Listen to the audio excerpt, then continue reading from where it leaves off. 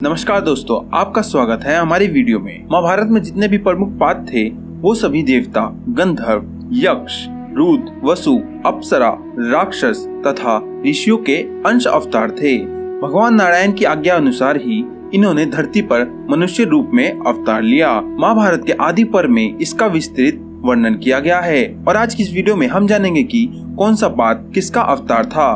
परंतु आगे बढ़ने से पहले अगर आप हमारे चैनल पर पहली बार आए हैं तो वीडियो को लाइक और चैनल को सब्सक्राइब कर दीजिए। तो चलिए शुरू करते हैं। द्रौपदी नाम महाभारत के सबसे प्रसिद्ध इस महाकाव्य के अनुसार द्रौपदी पंचाल देश के राजा द्रुपद की पुत्री थी। द्रौपदी 5 कन्याओं में से एक थी जिन्हें चिरकुमारी कहा जाता था। कृष्णसेनी ही यज्ञसेनी, महाभारती, सैरंधी, पंचाली, अग्निसुता आदि अनेक नामों से भी वे विख्यात थी। महाभारत के आदि पर्व में द्रौपदी के जन्म की कथा में व्यास जी द्रौपदी के पिछले जन्म की कहानी सुनाते हैं। वो कहते हैं कि ये अपने पूर्व जन्म में कृषि कन्या थी। अपने कर्मों के फलस्वरूप इसे कोई अपनी पत्नी के रूप में स्वीकार नहीं कर पा रहा था। तब इन्होंने महादेव की घोर तपस्या की। तपस्या से प्रसन्न होकर महादेव ने कहा, तुम मुँह मांगा वर मांग सकती हो। तब उस कन्या ने कहा, मैं सर्ण गुण योग्य पति चाहती हूँ, और ये प्रार्थना उसने 5 बार की थी। तब भगवान शंकर ने कहा, तुझे 5 भारतवंशी पति प्राप्त होंगे। इस पर वह कन्या बोली कि मैं तो आपकी कृपा से एक ही पति चाहती हूँ। तब महादेव ने कहा कि हे देवी, आपने पति प्राप्ति हेतु मुझसे 5 बार प्रार्थना की है, मेरी बात अन्यथा नहीं हो सकती। दूसरे जन्म में तुम्हें 5 पति प्राप्त होंगे। एक अन्य कथा के अनुसार जैसे ही हम जानते हैं कि द्रौपदी के 5 पति थे, लेकिन वो अधिकतम 14 पतियों की पत्नी बन सकती थी। इसका कारण द्रौपदी के पूर्ण जन्म में ही छिपा हुआ था। पूर्ण जन्म में द्रौपदी राजा नल और उनकी पत्नी दमयंती की पुत्री थी। उस समय द्रौपदी का नाम नलिनी था। नलिनी ने भगवान शिव से आशीर्वाद पाने के लिए कड़ी तपस्या की। इस पर भगवान शिव प्रसन्न होकर प्रकट हुए। उस कन्या ने उनसे आशीर्वाद मांगा कि अगले जन्म में उसे 14 इच्छित गुणों वाला पति मिले। यद्यपि भगवान शिव नलिनी की तपस्या से प्रसन्न थे, परंतु उन्होंने उसे समझाया कि इन 14 गुणों का एक व्यक्ति में होना असंभव है। परंतु जब नलिनी अपनी जिद पर अड़ी रही, तब भगवान शिव ने उसकी इच्छा पूर्ण होने का वरदान दे दिया। इस वरदान में अधिकतम 14 पति होना और प्रतिदिन सुबह स्नान के बाद पूर्ण कुंवारी होना भी शामिल था। इस प्रकार द्रौपदी भी 5 कन्याओं में से एक बन गई। द्रौपदी के इच्छित 14 गुण 5 पांडवों में थे। युधिष्ठिर धर्म के ज्ञानी थे। भीम 1000 हाथियों की शक्ति से पूर्ण थे। अर्जुन अद्भुत योद्धा बलवीर पुरुष थे। सहदेव उत्कृष्ट ज्ञानी थे और वे नकुल कामदेव के समान सुंदर थे। कर्ण देवताओं में सबसे प्रमुख सूर्य देव के बच्चे थे। कर्ण भगवान सूर्य के अंश अवतार थे। कर्ण के बारे में सभी जानते थे कि वे सूर्य और कुंती के पुत्र थे। उनके पालक माता पिता का नाम अधिरथ और राधा था। उनके गुरु परशुराम और मित्र दुर्योधन थे। हस्तिनापुर में ही कर्ण का लालन पालन हुआ था। उन्होंने अंग देश के राज सिंहासन का भार संभाला था। जरासंध को हराने के कारण उनको चंपा नगरी का राजा बनाया गया था। भीष्म महाभारत के प्रमुख पात्रों में से एक थे। ड्यू नामक वसु से भी भीष्म के रूप में जन्म लिया था। वरिष्ठ ऋषि के श्राप इनकी आज्ञा से 8 वर्षियों को शांतनु और गंगा के पुत्र के रूप में उत्पन्न होना पड़ा। 7 को तो गंगा ने नदी में बहा दिया, जबकि 8वें वसु यानी कि थ्यू जिंदा बच गए।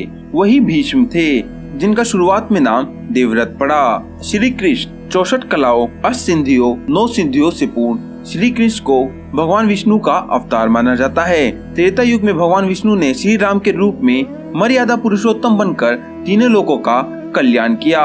तो द्वापर युग में देवताओं के आग्रह पर कंस का संहार करने और समूचे विश्व के अधर्मियों को नष्ट करने के लिए भगवान श्री कृष्ण के रूप में अवतार लिया। बलराम महाबली बलराम शेषनाग के अंश थे।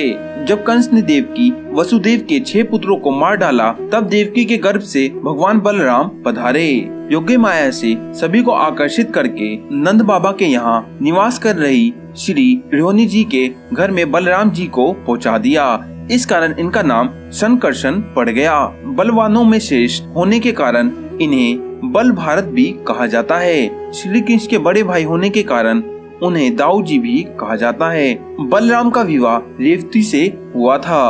महाभारत युद्ध में बलराम तटस्थ होकर तीर्थ यात्रा के लिए चले गए थे। यदुवंश के संहार के पश्चात उन्होंने समुद्र तट पर आसन लगाकर अपनी लीला का अंत किया। उनके शौर्य की गाथा अनेक है। साथ में ये भी कहा जाता है कि बलराम ही पूर्ण जन्म में भगवान श्री राम के छोटे भाई लक्ष्मण थे, जिन्होंने अगले जन्म में प्रभु के बड़े भाई के रूप में जन्म लेने की इच्छा प्रकट की थी। सुभद्रा श्री कृष्ण तथा बलराम की बहन सुभद्रा महाभारत के एक अहम पात्र है। श्री कृष्ण के साक्षात पाकर सुभद्रा का विवाह अर्जुन से हुआ था। अभिमन्यु इनका ही पुत्र था। वासुदेव देवकी की 8वीं संतान भगवान श्री कृष्ण का जन्म होते ही वसुदेव उन्हें रात्रि के समय गोकुल में अपने भाई नंदा को सौंप आए थे। वे बदले में नंद की नवजात पुत्री को ले आए थे, ताकि कंस को ये भ्रम हो सके कि उनकी 8वीं संतान एक कन्या है। बाद में कंस द्वारा कन्या के वध का प्रयास करने पर वे कन्या योग माया के रूप में प्रकट होकर अंतर्ध्यान हो गई। बाद में सुभद्रा के नाम से जानी गई योग माया माता दुर्गा के एक परोपकारी स्वरूप का नाम है। उनकी पहचान आदि पराशक्ति के रूप में की जाती है। रुक्मणी भगवान श्री कृष्ण की पत्नी थी। उनको माता लक्ष्मी का अवतार भी माना जाता है। रुक्मणी जी ने भगवान श्री कृष्ण से प्रेम विवाह किया था। श्री कृष्ण ने उनके अनुरोध पर एक अवांछित विवाह को रोकने के लिए उनका अपहरण कर लिया और उनके साथ भाग निकले, और उन्होंने अपने दोस्त शिशुपाल जो श्री कृष्ण के भाई थे उनसे बचा लिया। अश्वत्थामा महाभारत युद्ध से पूर्व गुरु द्रोणाचार्य अनेक स्थानों में भ्रमण करते हुए हिमालय पर पहुंच गए।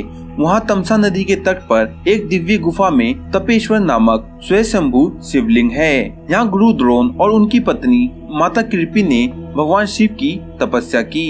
इनकी तपस्या से प्रसन्न होकर भगवान शिव ने इन्हें पुत्र प्राप्ति का वरदान दिया। कुछ समय पश्चात माता कैकेयी ने एक सुंदर तेजस्वी बालक को जन्म दिया। जन्म ग्रहण करते ही इनके कंठ से इन्हें की ध्वनि हुई, जिनसे इनका नाम अश्वत्थामा पड़ गया। इसलिए माना जाता है कि अश्वत्थामा ही भगवान शिव का एक शिष्य थे। जन्म से ही अश्वत्थामा के मस्तक में एक अमूल्य मणि विद्यमान थी, जो कि उसे दैत्य, दानव, शस्त्र, व्याधि, देवता, नाग आदि से निर्भय रखती थी। विदुर महाभारत के केंद्रीय पात्रों में से एक है। वे धृतराष्ट्र एवं पांडु के भाई थे। इनका जन्म अंबिका की प्रधान दासी के गर्भ से हुआ था। हस्तिनापुर नरेश, शांतनु और रानी सत्यवती के चित्रागंध और विचित्रवीर्य नामक 2 पुत्र हुए। शांतनु का स्वर्गवास चित्रागंध और विचित्रवीर्य के पहले काल में ही हो गया था, इसलिए इनका लालन पालन भीष्म ने किया। भीष्म ने चित्रागंध के बड़े होने पर उसे राजगद्दी पर बिठा दिया, परंतु कुछ ही समय में गंधर्व से युद्ध करते हुए चित्रागंध की मृत्यु हो गई। इस पर भीष्म ने उनके अनुज विचित्रवीर्य को राज्य सौंप दिया, और फिर भीष्म को विचित्रवीर्य के विवाह की चिंता होने लगी। और फिर कुछ ही समय में काशी राज की 2 कन्या अंबिका और अंबालिका का विवाह विचित्रवीर्य के साथ संपन्न हुआ। समय आने पर अंबिका के गर्भ से पांडु तथा दासी के विदुर का जन्म हुआ। विदुर यमराज का रूप माना जाता है। प्रद्युम्न श्री कृष्ण के पुत्र थे। वे पूर्ण जन्म में कामदेव थे, जो भगवान शंकर की तपस्या में विघ्न डालने के कारण उनके द्वारा भस्म कर दिए गए थे। तब कामदेव की पत्नी की प्रार्थना करने पर भगवान शंकर ने प्रसन्न होकर कामदेव को जीवित तो कर दिया, मगर शरीर नहीं दिया, और फिर से कामदेव को शरीर भगवान श्री कृष्ण का पुत्र बनकर प्राप्त हुआ। धृष्टद्युम्न पंचाल राज्य द्रुपद का अग्नितुल्य तेजस्वी पुत्र था। ये प्रेषक अथवा जंतु राजा का नाती एवं द्रुपद राजा का पुत्र था। गुरु द्रोण का विनाश करने के लिए प्रचलित अग्निकुंड से इनका प्रादुर्भाव हुआ था, और फिर उसी वेदी में से द्रौपदी प्रकट हुई थी। अतः दोनों को अयोनि संभव इसे द्रौपदी का अगज बंदूक कहा जाता है। अग्नि से इनका जन्म हुआ था। इसे याज्ञसेनी अथवा यक्षसेन सुद भी कहते हैं। महाभारत युद्ध में ये पांडव पक्ष में था। प्रथम में पांडव की सेना में अथिरथी था। इनकी युद्ध चपलता देखकर युधिष्ठिर ने इसे श्री कृष्ण की सलाह से सेनापति बना दिया था, जिसके बाद युद्ध में धृष्टद्युम्न बड़े ही कौशल्य से अपना उत्तरदायित्व संभाला था। जब कौरव सेना के सेनापति द्रोण थे, तब भीम ने अश्वत्थामा नामक हाथी को मारकर अफवाह फैला दी कि अश्वत्थामा मारा गया। तब पुत्रवध की वार्ता सत्य मानकर उदरा विग्रह मान से गुरु द्रोण ने शस्त्र संन्यास कर दिया था। तब अच्छा अवसर पाकर धृष्टाद्युम्न ने गुरु द्रोण का सिर धड़ से अलग कर दिया। ये देखकर सात्विकी ने धृष्टाद्युम्न का अपमान किया। तब दोनों में युद्ध होने की स्थिति आ गई, परंतु श्री कृष्ण ने युद्ध टाल दिया। शांतनु महाभारत के एक प्रमुख पात्र हैं। वे हस्तिनापुर के क्षत्रिय राजा प्रदीप के पुत्र थे। उनका विवाह गंगा से हुआ था। देवी गंगा से देवव्रत नाम का पुत्र हुआ। यही देवव्रत आगे चलकर महाभारत के प्रमुख पात्र भीष्म के नाम से जाने गए। महाराज शांतनु का दूसरा विवाह निषाद कन्या सत्यवती से हुआ था। इस विवाह को कराने के लिए देवव्रत ने राजगद्दी पर न बैठने और आजीवन कुंवारा रहने की भीष्म प्रतिज्ञा की थी, जिसके कारण उनका नाम भीष्म पड़ा। शांतनु वरुण देव का रूप माने जाते हैं। कुंती पांडवों की माता भी कुंती 5 कन्याओं में से एक है, जिन्हें कुमारी कहा जाता है। कुंती यदुवंशी राजा सूर्यसेन की पुत्री, वासुदेव और सुशुभा की बड़ी बहन और भगवान श्री कृष्ण की बुआ थी। नागवंशी महाराज कुंती भोज ने कुंती का गोद लिया था। हस्तिनापुर के नरेश महाराज पांडु की पहली पत्नी थी। कुंती का नाम प्रथा भी था। कुंती को महर्षि दुर्वासा ने एक वरदान दिया था, जिसमें कुंती किसी भी देवता का आह्वान कर उन देवता से संतान प्राप्त कर सकती थी। पांडु एवं कुंती ने इस वरदान का प्रयोग कर 5 पांडवों को प्राप्त किया। साथ ही कुंती ने विवाह से पहले सूर्यदेव से कर्ण को भी प्राप्त किया था। कुंती सिंधी का एक रूप थी। पंचतत्व में कोई असामान्य कौशल या क्षमता अर्जित करने को ही सिद्धि कहा जाता है। अर्जुन इनके धर्मपिता पांडु थे, परंतु असल में वे कुंती के पुत्र थे। देवराज इंद्र ने अर्जुन को बचाने के लिए कर्ण से उनके कवच कुंडल को दान में मांग लिया था। भीम को पवन पुत्र कहा जाता है। हनुमान जी भी पवन पुत्र थे। कहते हैं कि भीम में 10,000 हाथियों का बल था। भीम ने बलराम से गदा युद्ध सीखा था और उन्होंने ही दुर्योधन और दुशासन सहित गांधारी के सभी 100 पुत्रों को मार दिया था। द्रौपदी के अलावा पत्नी का नाम हिंडिबे था, जिसे भीम का परम वीर पुत्र घटोत्कच उत्पन्न हुआ था। घटोत्कच ने ही इन द्वारा कर्ण को दी गई अमोघ शक्ति को अपने ऊपर चलाकर अर्जुन के प्राण की रक्षा की थी। युधिष्ठिर धनराज और कुंती के पुत्र थे। युधिष्ठिर के धर्मपिता पांडु थे और वे 5 पांडव में सबसे बड़े थे। वे सत्य, वदिता एवं धार्मिक आचरण के लिए विख्यात थे। अनेकानेक धर्म संबंधी प्रश्न एवं उनके उत्तर युधिष्ठिर के मुख से महाभारत में कहलाए गए। उनके पिता धर्मराज ने यक्ष बनकर तालाब पर उनकी परीक्षा ली थी। द्रौपदी के अतिरिक्त उनकी देविका नामक एक और पत्नी थी। द्रौपदी से प्राप्ति विंध्य और देविका से 2 देदिये नामक उनके 2 पुत्र थे।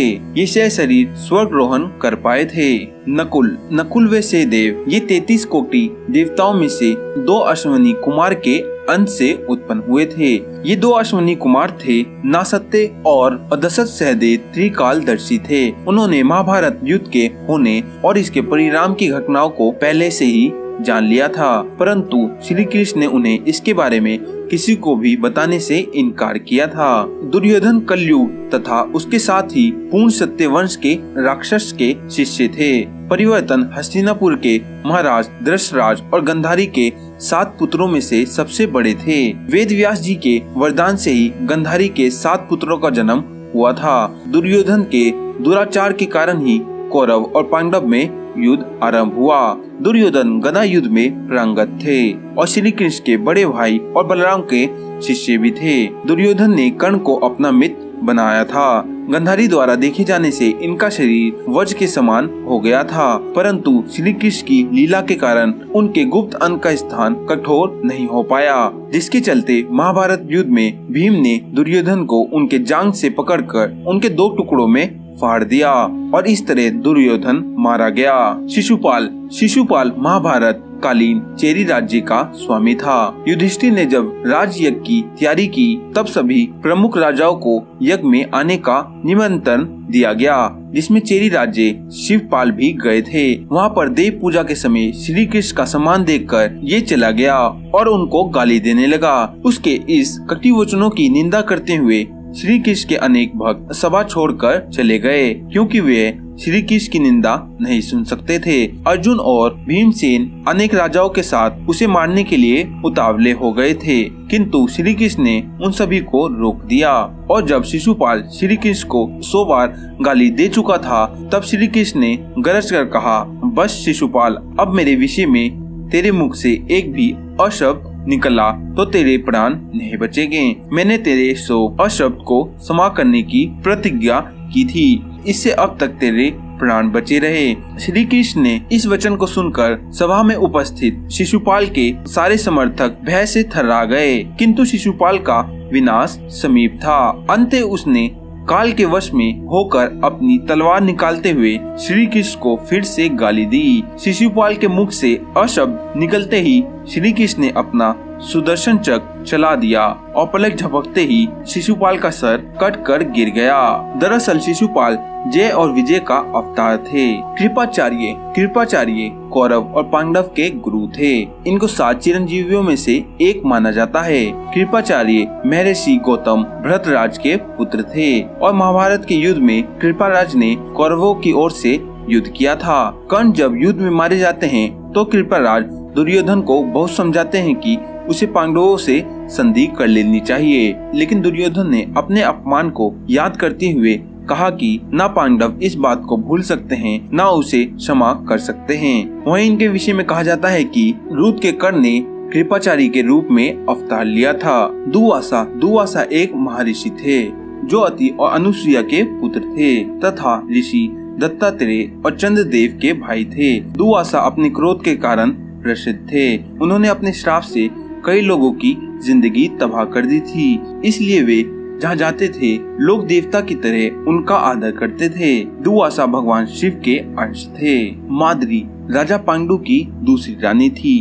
उनके बेटे नकुल और सहदेव इनके 4 सौतेले पुत्र थे। कर्ण, युधिष्ठिर, भीमसेन और अर्जुन मध्य राज्य की राजकुमारी एवं राजा शैल्य की बहन थी। एक बार मध्य राज्य ने संकट के समय राजा पांडु से युद्ध में सहायता मांगी थी। राजा पांडु ने मध्य देश की सहायता का निर्णय किया और उनकी युद्ध में सहायता की। उनकी सहायता से मध्य देश युद्ध में विजयी साबित हुआ और मध्य नरेश सालव ने अपनी बहन माद्री के विवाह का प्रस्ताव राजा पांडु के सामने रखा, जिस पर राजा पांडु माद्री को अपनी पति के रूप में स्वीकार करते हैं। माद्री धृति का अवतार थी। शकुनी, ये तो सभी जानते हैं कि शकुनी गंधार साम्राज्य का राजा था। दुर्योधन की कुटिल नीतियों के पीछे शकुनी का हाथ माना जाता है और वह कुरुक्षेत्र के युद्ध के लिए दोषियों में प्रमुख माना जाता है। उसने कई बार पांडवों के साथ छल किया और अपने भांजे दुर्योधन को पांडवों के प्रति कुटिल चालें चलने के लिए उकसाया, परंतु ये बहुत कम लोग जानते हैं कि शकुनी स्वयं द्वापर का रूप है। द्वापर युग में केवल अंधकार था और शकुनी ने केवल अंधकार ही फैलाया था। हनुमान जी के बारे में तो सभी को पता है, परंतु बहुत कम लोग जानते हैं कि हनुमान जी महाभारत का हिस्सा भी थे। वे ध्वज के रूप में अर्जुन के रथ पर विराजमान थे और ये भी एक महत्वपूर्ण कारण था कि जिस वजह से अर्जुन युद्ध में विजयी हो पाए। ये तो सभी जानते हैं कि हनुमान जी भगवान शिव का अंश थे और साथ में उन्हें पवन देव पुत्र के नाम से भी जाना जाता है। वेदव्यास, महर्षि वेदव्यास कृष्णदेवपान वेदव्यास महाभारत ग्रंथ रचयिता थे। महाभारत काल का लेखन भगवान गणेश ने महर्षि वेदव्यास से सुनकर किया था। वेदव्यास ही महाभारत के रचयिता ही नहीं बल्कि उन घटनाओं के साक्षी भी रहे हैं जो क्रम अनुसार घटित हुए हैं। महर्षि वेदव्यास जी को भगवान ब्रह्मा का अवतार माना जाता है। तो दोस्तों, आपने इस वीडियो में जाना महाभारत का कौन सा पात्र किसके रूप थे। आपको इसके विषय में जानकर कैसा लगा, आप हमें कमेंट में जरूर बताएं। अगर आपको ये जानकारी अच्छी लगी हो तो वीडियो को लाइक और चैनल को सब्सक्राइब करना। और आपका वीडियो अंत तक देखने के लिए बहुत बहुत धन्यवाद।